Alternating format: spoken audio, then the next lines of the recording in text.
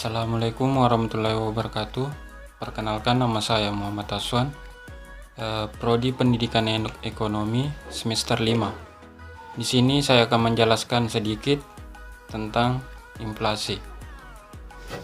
Saat ini masyarakat merasakan bahwa harga barang dan jasa sebagai kebutuhan pokok terbilang lebih mahal dibandingkan dengan harga barang dan jasa pada beberapa tahun yang lalu. Bahkan bagi sebagian masyarakat, kenaikan harga-harga pada kebutuhan pokok telah menjadi beban hidup yang sangat berat. Kebijakan pemerintah untuk menaikkan harga bahan bakar minyak atau BBM maupun tarif listrik selalu membawa dampak pada kenaikan harga-harga, terutama harga komoditas. Jadi inflasi dapat diartikan sebagai peningkatan harga-harga secara umum dalam suatu perekonomian yang berlangsung secara terus-menerus.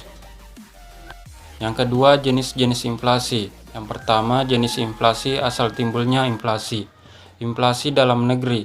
Inflasi yang berasal dari dalam negeri timbul karena terjadinya defisit anggaran belanja yang dibiayai dengan cara mencetak uang baru dan gagalnya pasar yang berkaitan harga bahan makanan menjadi mahal.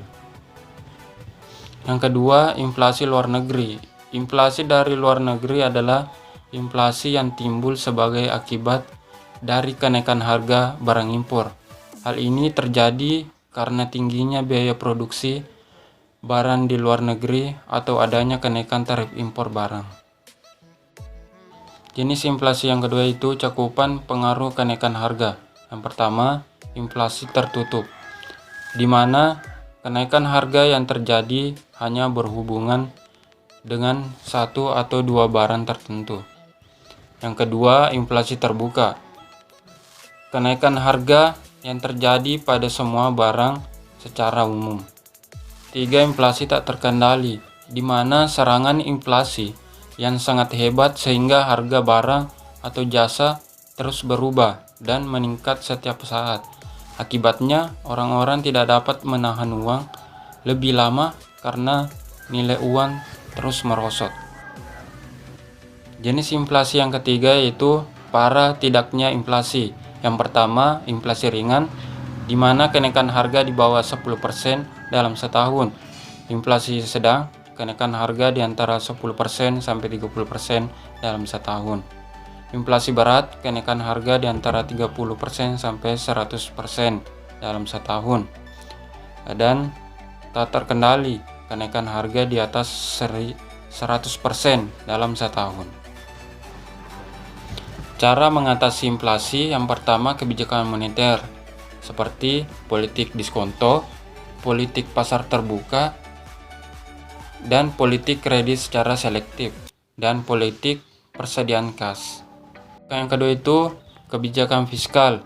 Yang pertama, pengaturan pengeluaran pemerintah, biasa disebut APBN. Yang kedua, peningkatan tarif pajak.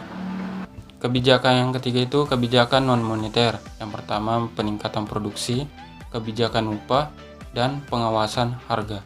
Penyebab terjadinya inflasi, yang pertama permintaan lebih banyak, yang kedua kenaikan biaya produksi, yang ketiga pengaruh politik, yang keempat uang kartal tidak terkendali, dan yang terakhir tingkat upah. Dampak terjadinya inflasi, yang pertama bagi pemilih pendapatan tidak tetap dan tidak tetap. Bagi pemilih tetap dirugikan dan tidak tetap diuntungkan. Dampak yang kedua itu bagi para penabung. Bagi penabung dirugikan karena nilai uang menurun. Yang ketiga bagi kreditur dan debitur. Debitur diuntungkan saat bayar hutang karena nilai uang menurun, dan kreditur dirugikan karena nilai pengembalian uang menurun.